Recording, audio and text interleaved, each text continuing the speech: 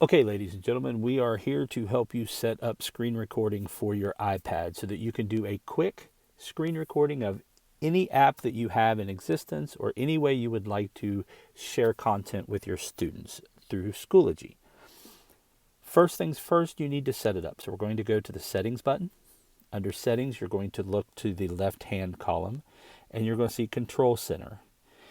Underneath Control Center, you're actually going to see the words Customize Controls. Now I need you to scan to the bottom until you see screen recording with a green and white plus beside it. Once you touch that plus, it will add it to the top list. Once you're there, you can now pull from the upper right corner like you would to AirPlay, but now you're going to see a record button at the bottom of your list. I need you to touch and hold the record button, and you'll notice another menu will pop up. At the bottom, touch microphone on. Once you've done that, right above it, it says start recording. Be sure that there is a white check mark beside the camera. Once you've started recording, touch in the middle of your screen and go anywhere you want, aka iPivo, whiteboard, any whiteboard app. I can just simply write and it will record.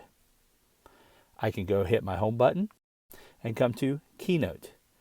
Once in Keynote, if I get myself set up and hit play, I can now walk myself through a slideshow as I'm talking through points. Once you are done recording, if you look to the upper right by your battery and your Wi-Fi symbol, you will see a red rectangular shape. This is your stop button. Once you've hit the stop button, you will actually get a bar that comes up across the screen that says your video has been saved to your camera roll.